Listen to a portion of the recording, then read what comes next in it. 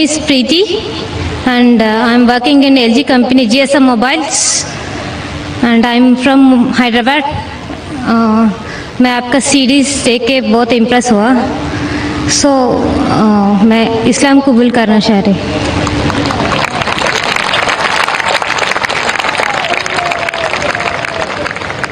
माशाअल्लाह, बहन ने मेरी सीरीज देखी है, हो सकता है पीस टीवी देखा है। अल्हम्दुलिल्लाह सुम्मा अल्हम्दुलिल्लाह, हिदायत देना अल्लाह के हाथ में है। हम तो सिर्फ जिक्र कर सकते हैं, हम सिर्फ पैगाम पहुंचा सकते हैं और पैगाम पहुंचाने से कोई रोक नहीं सकता है। हालांकि सवाल जवाब का सेशन लगता है कि शहादत का सेशन है। बहन, मैं आपसे पूछना चाहता हूं कि आप पर कोई भी जबरदस्ती कर रहा है? नहीं। कोई भी दबाव डाल रहा है? नहीं। आप अपनी मर्जी से इस्लाम कबूल करना चाहती है? या। माशाअल्लाह। आप इस पे ईमान रखती है कि एक ही खुदा है? या, Muhammad is last messenger of Allah. आप मानते हैं कि एक खुदा, उसके अलावा कोई माबूद नहीं? नहीं। आप मानते हैं कि मोहम्मद सल्लल्लाहु अलैहि वसल्लम आखिरी पैगंबर है? या। माशाअल्लाह। अब मैं अरबी में कहूँगा और आप उसको दोहरा सकते हैं इंशाअल्लाह। अशहदु अल्लाह अन्ना इलाहा इल्लल्लाह व अशहदु अन्ना मुहम्मदन अब्दुहु व रसूलुहु। मैं गवाही देती हूँ कि अल्लाह के अलावा कोई माबूद नहीं और मोहम्मद सल्लल्लाहु अलैहि वसल्लम उसके बंदे और पैगंबर है। माशाअल्लाह, आप मुसलमान हो चुकी है। मुझे उस आयत की याद आ रही है जो सूरे 110 इज़ा जा नस्रुल्लाहि वल फतह। क्या आप देखेंगे अल्लाह के दीन में हजारों लोग इस्लाम कबूल कर रहे। ये जो फतेह मक्का का था नज़ारा, जो अल्लाह के रसूल ने ख्वाब देखा था, उस वक्त था। और हम जो मुसलमान हैं, हम कोशिश कर रहे हैं कि अल्लाह सुब्हाना व तआला और आखिरी पैगंबर ने जो कहा था, अल्लाह के रसूल ने कहा था बल्लिगु अन्नी वलौ आया, कि अगर एक भी आयत जानते हैं इस्लाम के मुताबिक, आप उसे फैलाओ। और अल्हम्दुलिल्लाह अल्लाह सुब्हाना व तआला हजारों और लाखों लोग को हिदायत दे रहा है और अल्लाह सुब्हाना व तआला हमारी छोटी सी कोशिश उसकी राह में कबूल फरमाए। आमीन। माइक नंबर 1 में अगर कोई नॉन मुस्लिम भाई हो तो सवाल कर सकते हैं। जी हाँ भाई। Very good evening, Mr. Dr. Zakir. I am Venugopal Shastri from Nanded, Maharashtra. I am first of all very much thankful to our Honorable MLA from Patri, Mr. Honorable Baba Janiji, who has brought me on this stage and given me smart blessings from a great man where world loves you a lot. First of all, I would like to request all those people who have accepted Islam right now, and I request those people to run in a smooth way, accepting the line path of Allah, and in future they should have a plan ki what difference they are facing when they were Hindu and when they were Muslim. But whatever distinct qualities they are experiencing, those things should be cultivated in the people so that the changes in society will take place. That is what I feel. My question is that our economy is growing very fast, where every individual of Indian is building up in a huge way, making their pockets with full of money, and it is born that because of huge amount in the pocket they are going to lose their culture, and that's the reason why all Western culture is accepting in India and it is penetrating into micro areas.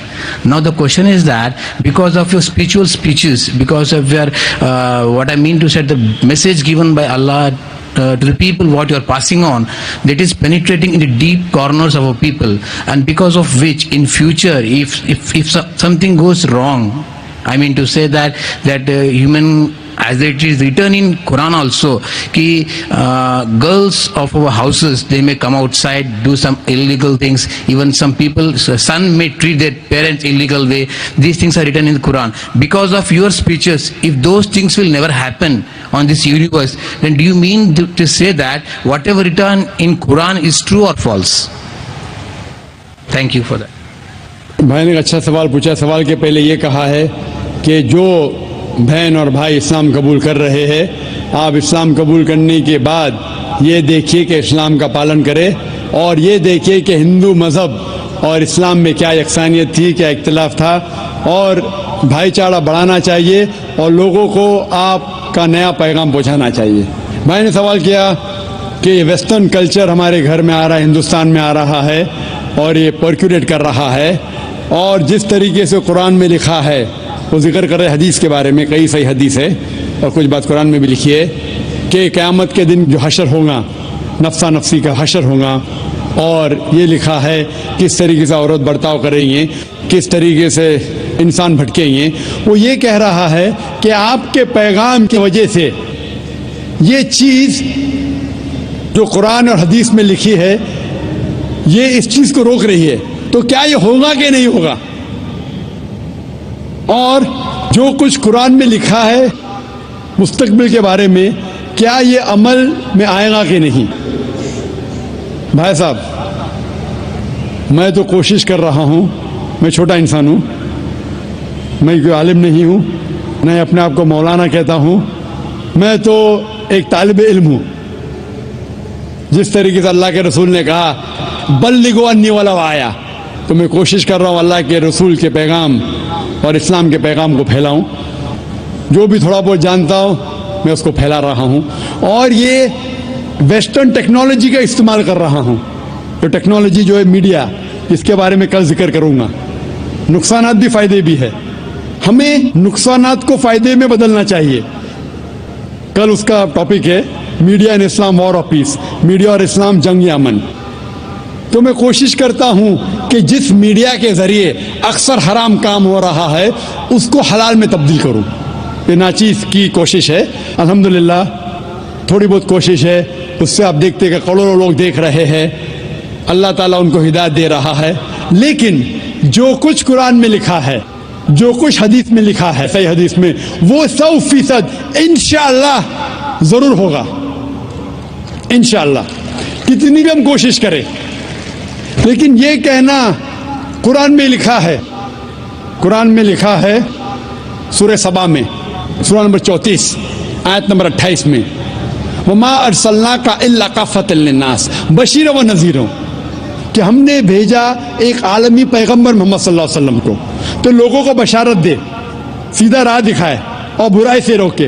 अक्सर लोग इसे नहीं मानते। कुरान में लिखा है अक्सर लोग मोहम्मद सल्लल्लाहु अलैहि वसल्लम को नहीं मानते। मैं कितना भी दावा करूं, कितनी भी तकरीर करूं, फिर भी लोग, अक्सर लोग मोहम्मद सल्लल्लाहु अलैहि वसल्लम में नहीं मानेंगे आयत के मुताबिक। आखिरत की जो हदीस आती है, आखिरत के पहले फिर मुसलमान बड़ी तादाद में होंगे, वो अलग बात है। लेकिन जब तक आखिरत नहीं नज़दीक आएंगी, जब तक क़यामत नज़दीक नहीं आएंगी, अक्सर लोग मोहम्मद सल्लल्लाहु अलैहि वसल्लम में नहीं मानेंगे। लेकिन जो भी कुछ लिखा है किस तरीके से ये कायनात ख़त्म होंगी, कुरान में लिखा है कि सूरज और चाँद एक हो जाएंगे, कुरान में लिखा है कि ये जो दरिया हैं, ये समुंदर है, ये खुल उठेगा। ये सब जो नज़ारे कुरान जिसका जिक्र करता है, सही हदीस जिसका जिक्र करती है, और आप देखेंगे कई मॉडल है। एक मॉडल जो एग्जीबिशन में है, अल्लाह के रसूल की हदीस है कि एक दिन ऐसा आएगा जिसमें अक्सर लोग इस दुनिया में मुसलमान होंगे। जिस तरीके से पानी पे झाग है, फ्रॉथ बड़ी तादाद में, लेकिन ये मुसलमान का कोई फायदा नहीं, ये नाम के मुसलमान होंगे, मुसलमान बड़ी तादाद में होंगे। जिस तरीके से पानी में झाग है, इसीलिए हम दुआ करते अल्लाह सुब्हानहू व तआला से कि हमें ऐसा मुसलमान बना जो कुरान और सही हदीस पे अमल करने वाला। सिर्फ नाम का मुसलमान नहीं, नाम के मुसलमान से मोहम्मद, जाकिर, अब्दुल्ला, सुल्तान से आप जन्नत में नहीं जाएंगे। मुसलमान असल में वो है जो अपनी सारी ख्वाहिशें अल्लाह के अहकामात के मुताबिक अमल में लाता है, उसे कहते असल मुसलमान। तो हम दुआ करते अल्लाह सुब्हानहू व तआला से कि हमें ऐसा मुस्लिम बना जो कुरान के अहकामात पे अमल करे, अल्लाह के रसूल के पैगामात पे अमल करे। इसीलिए जो कुरान और हदीस में लिखा है वो 100% इंशाअल्लाह सही होगा। हम हमारा काम कर रहे, जो अल्लाह ने मुसलमान से फरमाया है सूरह बकरा में, सूरा नंबर 2 आयत नंबर 143 में, कि आप लोग दूसरे लोगों पे शहादत दो। जिस तरीके से अल्लाह के रसूल हम मुसलमान पे शहादत देंगे, उस तरीके से जो लोग तक के इस्लाम का पैगाम नहीं पहुंचा, हमारा फर्ज है कि उन लोगों तक इस्लाम का पैगाम पहुंचाए। Hope that answers the question.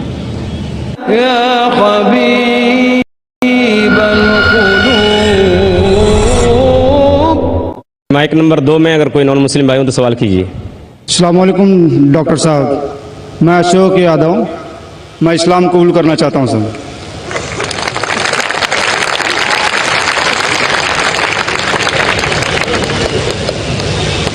माशाअल्लाह, अल्लाह गवाह है कि जितने लोग यहाँ मौजूद है, मैं उनको पहले कभी ना देखा ना मिला। हो सकता है कि ये लोग ने मुझे टीवी पे देखे या मेरे कैसेट देखे, लेकिन कोई शख्स अगर इस्लाम कबूल करना चाहता है तो मैं उसे रोक नहीं सकता हूँ, ना ये देश रोक सकता है। मैं आपसे ये पूछना चाहता हूँ भाई साहब, क्या आप पे किसी ने ज़बरदस्ती की इस्लाम कबूल करने के लिए? जी नहीं। किसी ने कोई फोर्स किया? जी नहीं। एनी फोर्स, माली या ताकत का? कुछ नहीं। आप अपनी मर्जी से करना चाहते? जी हाँ। आप मानते हैं कि एक खुदा है? जी हाँ। आप ये मानते हैं कि मोहम्मद सल्लल्लाहु अलैहि वसल्लम उसके आखिरी पैगंबर है? जरूर। इंशाअल्लाह मैं अरबी में कहूँगा और आप उसे दोहराइए। अशहदु अशहदु अल्लाह अल्लाह इलाहा इलाहा इल्लल्लाह इल्लल्लाह व अशहदु वाशहदु अन्ना अन्ना मुहम्मदन मोहम्मदन अब्दुहु अब्दहु व रसूलुहु। व रसूलहु। मैं गवाही देता हूँ मैं गवाही देता हूँ कि अल्लाह के अलावा कि अल्लाह के अलावा कोई माबूद नहीं कोई मामूद नहीं और मोहम्मद मोहम्मद सल्लल्लाहु अलैहि वसल्लम उसके बंदे और पैगंबर है। माशाअल्लाह, आप मुसलमान हो चुके। अल्लाह आपको जज़ाए खैर दे, अल्लाह आपकी मेहनत को कबूल फरमाए। और ये जो नौ मुस्लिम हैं, मैं उनसे इल्तिजा करता हूँ कि आप इस नाचीज़ के लिए भी दुआ कीजिए। आप जब इस्लाम में दाखिल होते हैं तो अल्लाह सुब्हानहू व तआला आपके सारे गुनाहों को माफ़ कर देता है। इसीलिए मैं आपसे फरमाता हूँ कि आप मेरे लिए भी दुआ करना इंशाअल्लाह। जी शुक्रिया। माइक नंबर 3 के अंदर खातून में कोई नॉन मुस्लिम हो तो सवाल कीजिए। यस, अस्सलाम वालेकुम। मैं इकरा इंग्लिश स्कूल धापोड़ी पुणे से हूँ। वो एक इस्लामिक स्कूल है।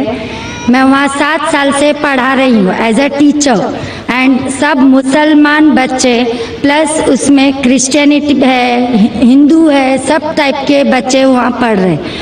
उसमें एक ख़ास बात मुसलमान लोगों को मैं कहना चाहती हूँ कि उन लोग में इतनी तो इंसानियत है कि उन्होंने कभी भेदभाव नहीं किए। आज वो स्लम एरिया है, लेकिन वो स्लम एरिया होते हुए भी कुछ मेंबर्स सब मुसलमान हैं, लेकिन वो लोग जितना आदर भाव से सम्मान दोनों लोगों को दे रहे हैं, उसके लिए मैं वो तारीफ करना चाहती हूँ। वो बात ठीक है, लेकिन सर आपके लिए मेरा एक सवाल ये है कि आपके इतने फॉलोवर्स हैं, आज वो दिख कर आ रहा है जो फॉलोवर्स है, तो आप प्लीज़ आपसे रिक्वेस्ट है कि पीस टीवी चैनल से आपके बातें हमारे तक पहुंच रही है, तो आप प्लीज़ हमारे लिए सही न्यूज़ चैनल का बंदोबस्त करिए। वो भी please sir, 1 minute, I want 1 minute मोर। बहुत दिन से लाइन लगाकर बहुत सवाल थे, लेकिन I am doing very short. और एक बात है कि आज जो अफवाह है, एक मुसलमान बम विस्फोट में पकड़ा गया। आज मैं मुसलमान लोगों में खड़े होकर उनकी तारीफ नहीं करना चाह रही। फैक्ट एंड फ्रैंक स्पीकिंग कि मेरा ये कहना है, 2 दिन के बाद न्यूज़ में ये माना जाता है कि कोई और था। ठीक है, आप लोगों से, आपसे ये चाहती हूँ कि आप हमारे तक सही न्यूज़ पहुँचाने की कोशिश करिए कि आपके चाहने वाले काफ़ी हैं। मैं पूना में भी आपका प्रोग्राम देख चुकी हूँ, आपके बहुत फॉलोवर्स हैं। मैं 7 इयर्स से इकरा इंग्लिश स्कूल में पढ़ा रही हूँ। बहुत सारी मिसअंडरस्टैंडिंग थी, लेकिन अल्हम्दुलिल्लाह सब दूर हो गई। आज मैं सब दुआ जानती हूँ। आई एम फ्रॉम अ ब्राह्मण family, but I don't want to take a time, so I thank Iqra English school Dhapudi Pune, जो वो गरीब लोग आज इतना काम कर रहे हैं, वो मुझे उनको थैंक्स कहना चाहती हूँ। बस okay, thank you very much. बहन ने अच्छा सवाल पूछा है। सवाल के पहले ये कहा कि वो एक इस्लामिक इकरा स्कूल में पढ़ाती है, टीचर है दापोली पूना में, और वहाँ के मुसलमान बच्चे, हिंदू बच्चे, क्रिश्चियन बच्चे हैं, लेकिन मुसलमान बच्चे आपस में भेदभाव नहीं करते, जात पात में नहीं मानते। बिल्कुल अच्छी बात है, अल्हम्दुलिल्लाह। बहन का सवाल है कि मेरे मानने वाले बहुत है, ये मैं नहीं जानता हूँ, अल्लाह सुब्हानहू व तआला का करम है। जैसा मैंने कहा कि मैं नाचीज़ हूँ, मैं कोशिश करता हूँ कि इस्लाम का पैगाम फैलाऊँ, और इस्लाम के पैगाम की वजह से माशाअल्लाह कई लोग माशाअल्लाह इस पैगाम को सुनते हैं। लेकिन जब भी जिसके भी फॉलोअर्स बढ़ते हैं, उसके दुश्मन भी बढ़ते हैं साथ साथ। और हम जानते हैं कि दुनिया में सबसे ज्यादा माना हुआ शख्स, सबसे बेहतरीन इंसान इस दुनिया में मोहम्मद सल्लल्लाहु अलैहि वसल्लम, इसमें कोई शक नहीं, मोहम्मद सल्लल्लाहु अलैहि वसल्लम। लेकिन सबसे ज्यादा किताबें अगर कोई शख्स के खिलाफ लिखी गई है, वो मोहम्मद सल्लल्लाहु अलैहि वसल्लम के खिलाफ। बहन का सवाल है कि वो पीस टीवी देखती है, पीस टीवी से खुश है, पीस टीवी से इस्लाम का पैगाम फैल रहा है। वो चाहती है कि एक ऐसा चैनल शुरू करूं मैं जो सही न्यूज इंसानों तक पहुंचाए। आप गोया के मेरे दिल में झांक के मेरे दिल की बात कह रही है। सर एक क्वेश्चन लास्ट, सर एक मिनट, जस्ट अ मिनट। आज सारी दुनिया की अर्थव्यवस्था बर्बाद हो रही है। साम्यवादी रूस की अर्थव्यवस्था लगभग समाप्त हो गई है। पूंजीवादी अर्थव्यवस्था खत्म होने के कगार पर है। क्या यह सही समय नहीं है कि मुस्लिम अर्थव्यवस्था को लागू कर दिया जाए? Thank you sir. माशाअल्लाह, बहन का काफी मुताल्ला है इस्लाम के बारे में, और वो कह रही है कि इस्लाम सारे जहां में लागू होना चाहिए। वही मैं कहता हूं, this Quran is the constitution. हर मुल्क का कॉन्स्टिट्यूशन होता है, ये इंसानियत का कॉन्स्टिट्यूशन है कुरान। इसीलिए इस कॉन्फ्रेंस का टाइटल है peace the solution for humanity. Islam इंसानियत के लिए हल। जितना इस्लाम फैलेगा उतनी ही इंसानियत की मुश्किलात दूर होगी। और ये कुरान इज द कॉन्स्टिट्यूशन। अगर ये कॉन्स्टिट्यूशन सारी दुनिया में लागू हो जाएगा, इंशाअल्लाह इस दुनिया के इंसानियत की सारी मुश्किलात दूर हो जाएंगी। आपने जैसे फरमाया कि एक न्यूज चैनल होना चाहिए, ये मेरी ख्वाहिश है।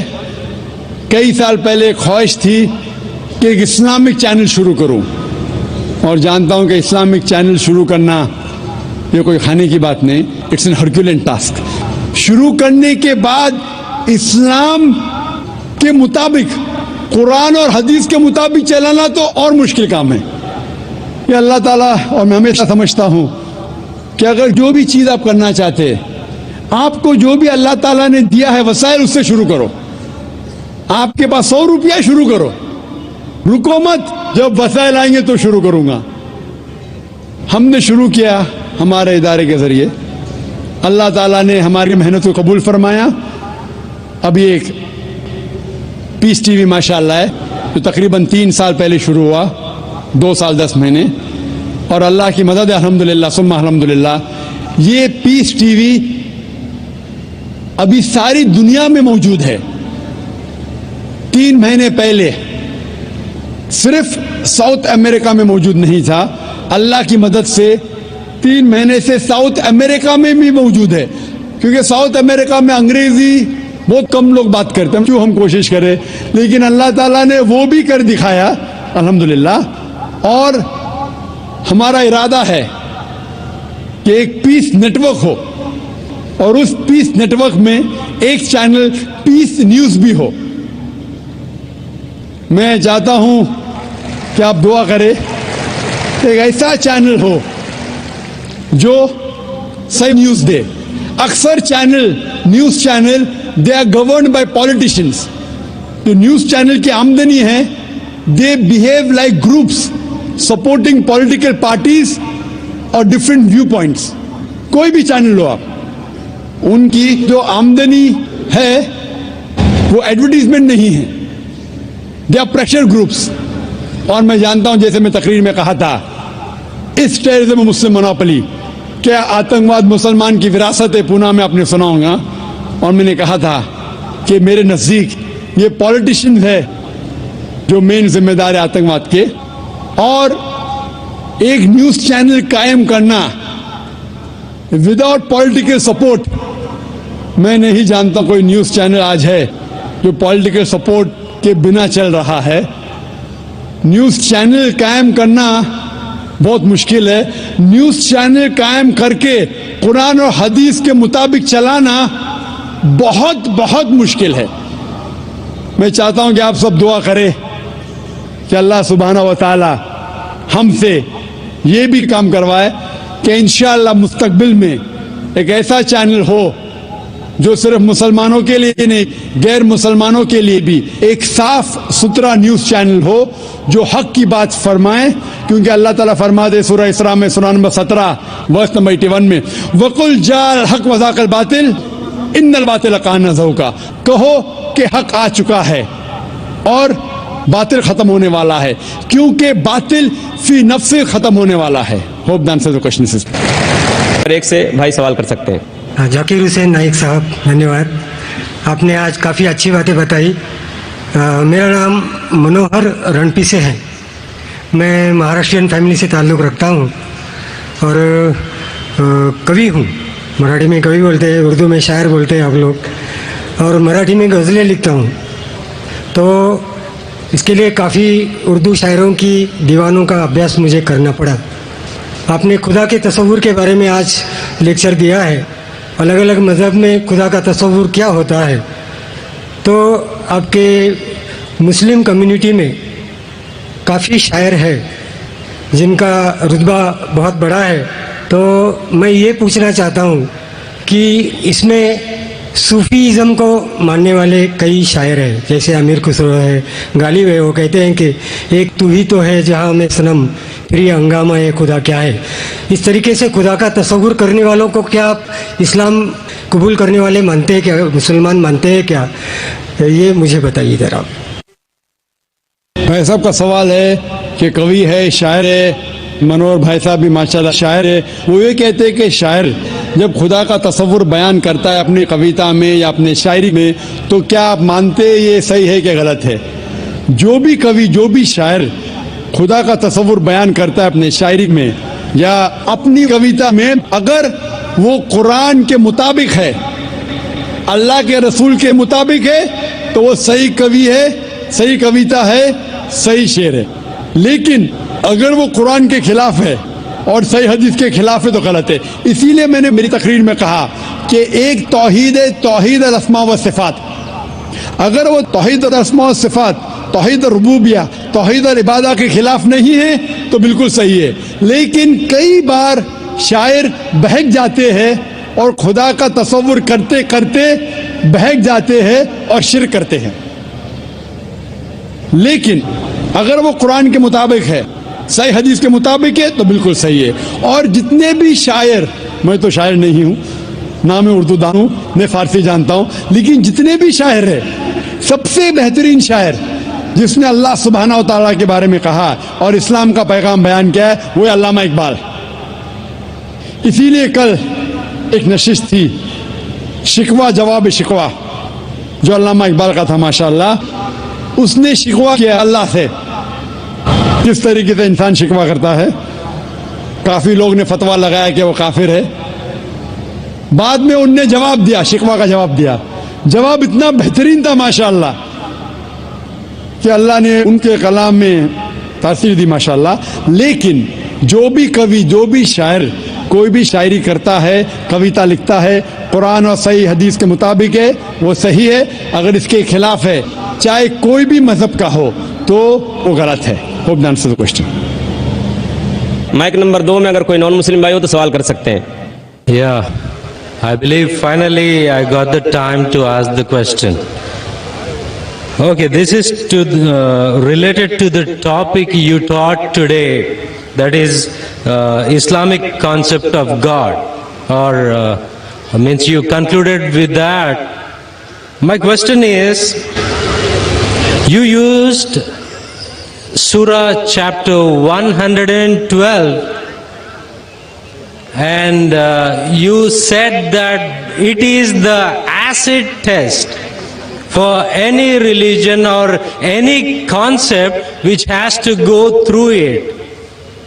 Now, in this Surah chapter 112, in verse 1, it says, Qul huwallahu ahad. Now, as I was doing research on this word ahad, it doesn't mean only one. It means one of. Because the same word was used in different verses in the Quran to say one of, not only one. For example, in Surah chapter 2 verse 136, it says any one of ahadin. Surah chapter 2 verse 285, it says any one of ahadin, any one of his messengers. Any one of was translated from the Arabic word ahadin. Yeah, my question is that it is a deliberate mistranslation. And second question is, Brother, one question at a time because time is limited. Please may I know your name? Peter. Peter भाई ने माशाल्लाह अच्छा सवाल पूछा है और मुझे खुशी है कि आप कुरान पढ़ रहे हैं। मुझे कोई गिला शिकवा नहीं, भले आप कुरान में गलतियां निकालने के लिए पढ़िए, मैं बहुत खुश हूँ। आप कुरान पढ़ेंगे तो ही पता लगेगा कुरान कितनी पाक किताब है। भाई साहब का सवाल था जो सूरह इखलास, सूरह नंबर 112 जो मैंने बयान किया, लिटमस टेस्ट फॉर थियोलॉजी, उसकी पहली आयत है कुल हुवल्लाहु अहद, कहो कि अल्लाह एक है। ये कहते हैं अहद की मानी एक नहीं है, अहद की मानी है वन ऑफ देम, एक नहीं है, वन ऑफ देम है। It is not one, it is one of them. और वो हवाला दिया सूरह बकरा के सूरह नंबर 2 और कई हवाला देते टाइम पे ये कहा, जब आप सूरह बकरा की आयत बयान कर रहे थे उसमें लिखा था अहदिम, अहदिम इज वन ऑफ, अहद is only one.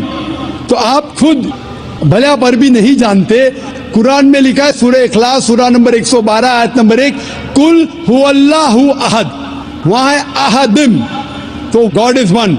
When you add अहदिम इट इज वन ऑफ, तो अहदिम मीन्स वन ऑफ, अहद मीन्स वन। तो आप खुद जानते हैं कि दोनों अल्फाज, द फर्स्ट सूरह इखलास चैप्टर 112 वर्स नंबर 1 सेज कुल हुवल्लाहु अहद, say there is Allah one and only, कि अल्लाह सुब्हानहू व तआला एक है। अहद में इज वन ऑफ, तो दोनों लफ्ज में एडिशन है, सूरह बकरा में एडिशन है, इसीलिए उसके मानिए one of them. Ahad means only one and nothing else, Ahad means one of them. तो आप भले अरबी नहीं जानते, ये जान सकते हैं कि दोनों अल्फाज हूबहू वो ही नहीं है। The first part Ahad means one and that means only one God. Hope that answers the question. Mike number 3 में कोई खातून हो, सवाल कीजिए। गुड इवनिंग एंड अस्सलाम वालेकुम। मेरा नाम अर्शिया अंसारी है। पहले मेरा नाम प्रीति सेठी था। I used to belong to a Punjabi family. मैं आज की डेट में दावा कर पाती हूँ अपने फ्रेंड्स से, कलीग से, I am a sports teacher, but when it comes to goddess Vaishno Devi और शेरवाली माता, I get really no answer for it. Can you please help me to put dawa for Vaishno Devi and clear my concept also? Thank you. बहन का सवाल अगर मैं सही समझाऊं, आपने कहा कि आप दावा करते इस्लाम कबूल कर चुके हैं, माशाअल्लाह, अल्लाह आपको हिदायत दे, अल्लाह आपको ज़्यादा खैर दे। आपका सवाल है कि वैष्णो देवी के मानने वालों से कैसा दावा करूं? आपका सवाल क्या है? उनके मानने वालों क्योंकि आपने कहा कि वैष्णो देवी से कैसा आप दावा करें। वैष्णो देवी मिलेंगे तो दावा कर सकेंगे, नहीं मिलेंगे तो कैसा करेंगे? जिस तरीके से मैंने आज मेरी तकरीर में मेरा एक हिस्सा था खुदा का तसव्वुर हिंदू मजहब में, इस मजहब में आप बोलिए कि आप जब वेद पढ़ते हैं, वेद में लिखा है यजुर्वेद चैप्टर नंबर 32 श्लोक नंबर 3 में न तस्य प्रतिमास्ति, उस ईश्वर की कोई प्रतिमा नहीं, कोई अक्ष नहीं, कोई फोटोग्राफ नहीं, कोई पेंटिंग नहीं, कोई बुत नहीं, कोई मूर्ति नहीं, कोई स्टैचू नहीं। तो जो वैष्णो देवी जो गॉडेस है, इसकी मूर्ति हो ही नहीं सकती।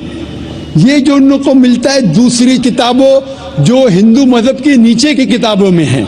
लेकिन जब भी कोई हिंदू मजहब की किताब में टकराव होता है, वेद की बात और ऊंची होती है, ये सबसे ऊंची किताब है। तो वेद से जब देखेंगे, वेद में कहीं भी नहीं लिखा है कि ईश्वर की प्रतिमा है। हिंदू मजहब में दो किस्म की किताब है, एक है श्रुति, दूसरी है स्मृति।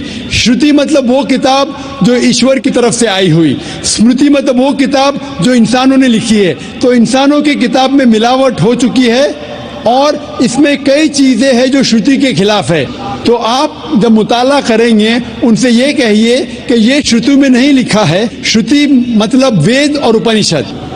जब आप हवाला देंगे जिस तरीके में तकरीर में दिया हूं, उस तरीके से इंशाअल्लाह आप अपने दोस्तों को ये दावत दे सकेंगे कि ईश्वर की कोई प्रतिमा नहीं, कोई अक्ष नहीं, कोई मूर्ति नहीं, कोई बुत नहीं। कोई प्रतिमा नहीं है, वहाँ पत्थर है। अगर वैष्णो देवी मंदिर जाएंगे, वहाँ कोई प्रतिमा नहीं है, वहाँ पत्थर है जिसकी पूजा की जाती है। प्रतिमा जब मैं कहता हूँ अक्ष, चाहे पत्थर भी वो प्रतिमा में आ जाता है। पत्थर को पूजना हराम है। जिस तरीके से मैंने कहा यजुर्वेद में चैप्टर नंबर 40 मंत्र नंबर 9 में अंधात्म भविष्यन्ति या सम्मुति मुपास्ते, अंधकार में वो लोग जा रहे हैं जो लोग कुदरती चीजों की इबादत करते, चाहे वो हवा हो, आग हो, पानी हो, और वो लोग और घोर अंधकार में जा रहे हैं जो बनाई हुई चीजें, चाहे टेबल हो, चेयर हो, मूर्ति हो या पत्थर को तराशते हैं। ये सब की इबादत करना यजुर्वेद अध्याय नंबर 40 मंत्र नंबर 9 के हिसाब से हराम है। तो पत्थर की पूजा करना भी हराम है, इस्लाम मजहब में हराम है, हिंदू मजहब में भी हराम है। चाहे आप उसको तराशो या मत तराशो, इबादत सिर्फ करना चाहिए खुदा की, और उस खुदा का कोई अक्स नहीं, और आप उस खुदा को देख नहीं सकते इस दुनिया में, अपनी आंखों से उस खुदा को देख ही नहीं सकते।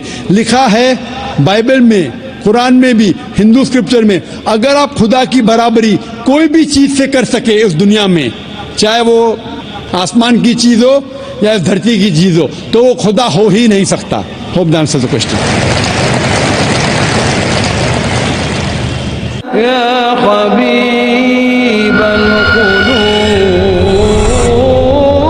नंबर 1 से अगर कोई भाई हो सवाल करना चाहते तो कर सकते हैं। नमस्कार जाकिर साहब, मैं एक हिंदू हूँ और टीचर भी। मैं मराठी अनुवाद का कुरान पढ़ रहा हूँ। उसमें लिखा है एक पुरुष अनेक स्त्रियों के साथ शादी कर सकते। और दूसरा मेरा सवाल है, जी और तीसरा मेरा प्रश्न है, पहला प्रश्न क्या है? पहला प्रश्न मेरा ऐसा है, नेचुरली एक पुरुष एक ही स्त्री को न्याय दे सकता है, लेकिन कुरान में लिखा है एक पुरुष एक से ज्यादा स्त्रियों के साथ शादी कर सकता है। हाँ, स्त्री। हाँ, मैं सुनने में ना मैं जी हाँ। तो आपका सवाल है कि कुरान में लिखा है कि एक से ज्यादा औरत से शादी कर सकता है इंसान। कर सकते। तो आप उसका जवाब चाहते हैं? और एक सवाल, काफी लाइन लगी है, टाइम भी खत्म हो रहा है, कुछ चंद मिनट बाकी है। इस सवाल का जवाब भी बहुत ज्यादा है, आपके पहले सवाल का जवाब दूंगा। भाई साहब ने पूछा है कि एक पुरुष, एक आदमी एक ही औरत से शादी करता है, लेकिन कुरान में लिखा है कि एक से ज्यादा से कर सकते हैं, तो इसकी वजह क्या है? आप अगर दिगर मज़ाहिब की किताब पढ़ेंगे कुरान एक वाहिद मजहबी किताब है जिसमें लिखा है कि एक आदमी एक औरत से शादी करो। आप दिगर मजहब की किताब पढ़ेंगे तो अक्सर मजहब की किताब में लिखा है कि आप कितनी भी औरतों से शादी कर सकते हैं। जब आप पढ़ते रामायण, आपकी हिंदू मजहब की किताब, रामायण में लिखा है कि श्री राम के वालिद की कितनी बीवियां थी? कितनी थी? बहुत से। दशरथ की कितनी बीवियां थी? लेकिन वो ठीक नहीं है ना, उनके थे। ठीक नहीं क्या पूछता हूँ? कितनी बीवियां थी आपसे पूछ रहा हूँ, कितनी बीवियां थी? दशरथ को 4 थे। कितनी थी? 4 थी। आप 4 कहते, चलो मान लिया मैं। 3 बीवियां थी। वो उसमें रामायण में इन्हें लिखा है कि श्री राम के वालिद ने गुनाह किया, लिखा है? नहीं लिखा है। आप जब महाभारत पढ़ेंगे, श्री कृष्ण की कितनी बीवियां थी? कितनी थी? लेकिन ये ठीक नहीं है ऐसा मेरा बोलने का। श्री कृष्ण ठीक नहीं किए, कैसे आदमी है? श्री कृष्ण को गलत बोल रहे हैं आप। संभालो भाई, हिंदू लोग आपको मारेंगे। श्री कृष्ण गलत कर सकते? श्री कृष्ण गलत कर सकते क्या? नहीं, आपके मुताबिक श्री कृष्ण गलत कर सकते क्या? नहीं। हम तो श्री कृष्ण को तो गॉड मानते हैं। गॉड मानते हैं, बिल्कुल सही। तो गॉड गलत कर सकता है क्या? नहीं। गॉड गलत कर सकता है क्या? नहीं। अच्छा, आपके श्री कृष्ण की कितनी बीवियां थी? बहुत से। कितनी? बहुत से मतलब कितनी? 16,000 कहे। 16,000 ने 16,108 थे। एग्जैक्ट बोलिए। आप जब महाभारत पढ़ेंगे उसमें लिखा है कि श्री कृष्ण की 16,108 बीवियां थी। तो श्री कृष्ण के 16,108 रहती, तो मुसलमान की 4 क्यों नहीं रह सकती? आप जब बाइबल पढ़ेंगे, बाइबल में लिखा है कि सुलेमान अलैहिस्सलाम की 700 बीवियां थी। बाइबल पढ़ेंगे, बाइबल के मुताबिक इब्राहिम अलैहिस्सलाम की 3 बीवियां थी। जो आप दिगर मजहब की किताब पढ़ेंगे, हिंदू मजहब, यहूद मजहब, ईसाई मजहब में आप कितनी भी बीवियां कर सकते, रख सकते। लेकिन इस्लाम में, कुरान में लिखा है, सूरह निसा में, सूरह नंबर 4 आयत नंबर 3 में, क्या marry women if a choice in 2, 3 or 4, but if you can't do justice marry only one. आप अपनी मनपसंद औरतों से शादी कर सकते, 2, 3 या 4, लेकिन अगर आप इनके दरमियान अदल नहीं कर सकते तो सिर्फ एक से शादी करो। तो ये जुमला, सिर्फ एक से शादी करना, ये सिर्फ कुरान में लिखा है। हिंदू मजहब के हिसाब से, ईसाई मजहब के हिसाब से, यहूद मजहब के हिसाब से आप कितनी भी शादी कर सकते, 5, 10, 1000, 16,000, कोई ममानियत नहीं।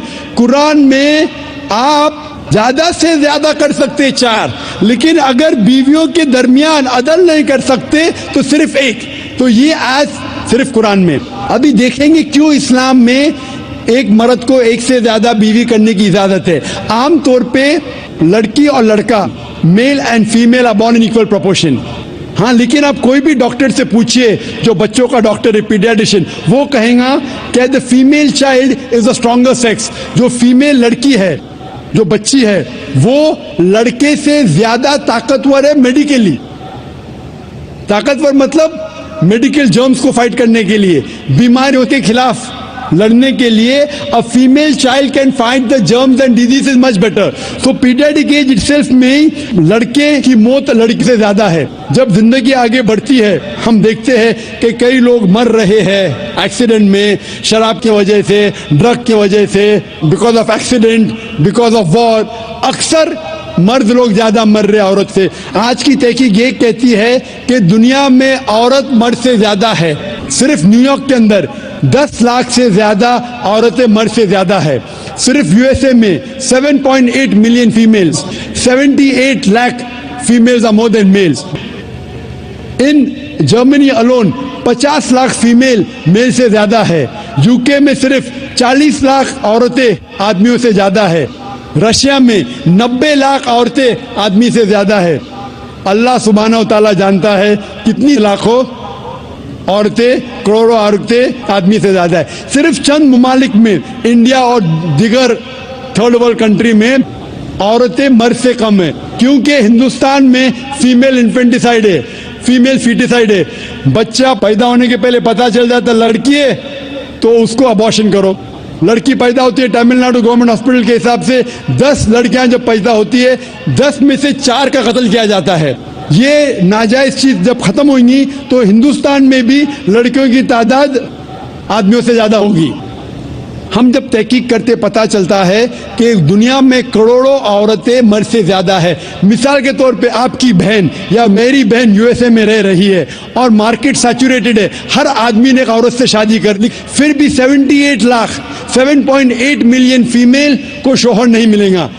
हो सकता है कि आपकी बहन या मेरी बहन उन 7.8 मिलियन फीमेल में से जिनको शोहर नहीं मिला, उनके लिए सिर्फ दो रास्ते हैं। एक रास्ता है कि वो ऐसे आदमी से शादी करे जिसकी बीवी मौजूद है, या वो बाजार की औरत बन जाए, बाजार की जीनत बन जाए। आप कहेंगे जाकिर बाजार की जीनत, इतना वाहियात लफ्ज, ये सबसे सोफिस्टिकेटेड वर्ड है, पब्लिक प्रॉपर्टी, इससे अच्छा वर्ड मैं इस्तेमाल ही नहीं कर सकता हूं। और कोई भी मॉडेस्ट लड़की औरत ये कहेंगी कि जब दोनों के बीच में चॉइस है, मैं पसंद करूंगी एक आदमी की बीवी बनूं जिसकी बीवी मौजूद है बनिस्बत बाजार की जीनत बनूं। और आप देखते हैं कि यूएसए में एक आदमी 8 औरतों से जिना करता है शादी करने के पहले। कितने? 8। कोई करता है 2, कोई करता है 4, कोई नहीं करता है कोई 20। एवरेज स्टैटिस्टिक्स कहती है कि 8 औरतों से जिना करता है शादी करने के पहले, शादी करने के बाद नहीं लिखा है कितनी। ये यूएसए ये नहीं तस्लीम करता कि 2 बीवी। क्यों? इस्लाम में जब एक औरत एक आदमी की बीवी बनती है जिसकी बीवी है, दूसरी बीवी बनने के बावजूद उस औरत को इज्जत मिलती है, उसकी आबरू रहती है, उसको सारे अपने हुकूक मिलते हैं। जब बाजारी औरत को, बाजार की जीनत की औरत को अपने हुकूक नहीं मिलते, उसकी इज्जत नहीं रहती, उसकी आबरू नहीं रहती। इसीलिए इस्लाम में कुछ आदमियों को एक से ज्यादा बीवी करने की इजाजत है ताकि औरतों की इज्जत इस दुनिया में बरकरार रहे। Hope the answers the question. वक्त की कमी होने की वजह से सिर्फ हम एक आखिरी सवाल कबूल कर सकते। एक आखिरी सवाल। जी मेरा नाम अमित दास है। अस्सलाम वालेकुम। जी मेरा नाम आशीष है। अस्सलाम वालेकुम। मैं इस्लाम कबूल करना चाहता हूँ। सर मेरी एक प्रॉब्लम थी सर, क्या घर वाले को कैसे, तो आपकी स्पीच मैंने सुना कि घर वाले को मतलब जो जो बोले उस पर अमल करे सर वो, और आपकी सीडी सर वो मुझे चाहिए थे कि मैं घर वाले के साथ बैठ कर देखूं। माशा, आपका नाम क्या है भाई साहब? जी आशीष। आशीष। और आपने पहले क्या कहा? सुनाई नहीं दिया। सबसे पहले क्या कहा आपने? सर मैं अपने घर वालों के साथ। आप अपने घर वालों के साथ आपने तकरीर सुनी है और चाहते हैं कि सीडी मिले? जी। और उसके अलावा और कुछ कहा आपने? मैं सुनाई नहीं दिया। सर मैं इस्लाम कबूल करना चाहता हूँ। आप इस्लाम कबूल करना चाहते हैं? जी हाँ। भाई साहब मैं पूछना चाहता हूँ कि आप पे किसी ने जबरदस्ती की? जी नहीं। आप पे किसी ने जोर डाला? नहीं। जी नहीं। आप अपनी मर्जी से इस्लाम कबूल करना चाहते हैं? जी जी। आप मानते हैं कि खुदा एक है? जी जी। आप मानते हैं कि मोहम्मद सल्लल्लाहु अलैहि वसल्लम आखिरी पैगंबर है? जी। अब मैं अरबी में कहूँगा, आप दोहराइए। जी। अशहदु अल्लाह इलाहा इल्लल्लाह व अशहदु अन्ना मुहम्मदन अब्दुहु व रसूलुहु। मैं गवाही देता हूँ कि अल्लाह के अलावा कोई माबूद नहीं है और मोहम्मद सल्लल्लाहु अलैहि वसल्लम उसके बंदे और पैगंबर है। माशाअल्लाह आप मुसलमान हो चुके। और इंशाअल्लाह मैं वॉलंटियर से कहूँगा कि आपको मेरी पूरे डीवीडी का एक सेट, जो मेन डीवीडी का सेट है, आपको गिफ्ट करे, आपके और आपके ख़ानदान के लिए। और हम अल्लाह से दुआ करते हैं कि आपकी जिद्दोजहद को कबूल फरमाए और इस दुनिया और आखिरत में आपको अजर दे। एक आखिरी सवाल बहनों की तरफ से और फिर हम सेशन को एंड करेंगे इंशाअल्लाह। बहनों में कोई अगर नॉन मुस्लिम बहन हो तो उनको मौका दिया जाए। खातून में कोई बहन हो, कोई नॉन मुस्लिम बहन हो तो कर सकते हैं सवाल। My name is Shweta. I'm a non-Muslim. I've done my BSc. My question is related to shirk.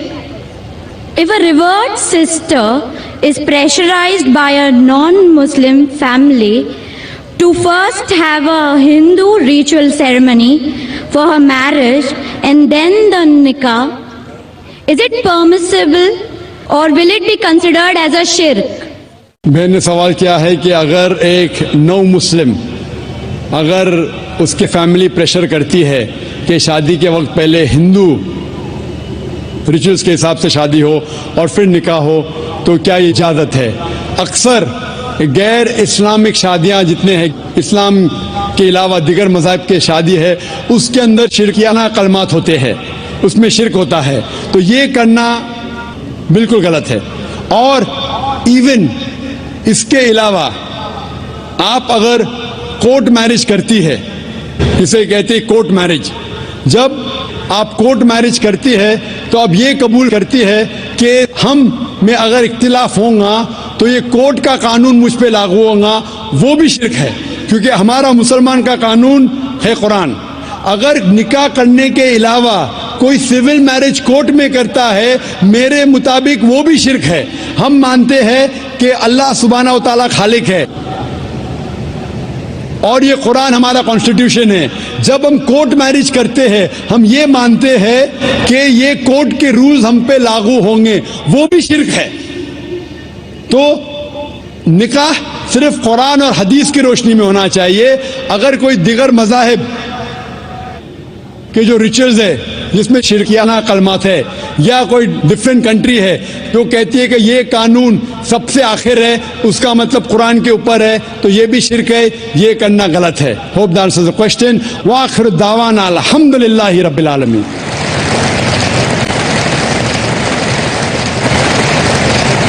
فهمتم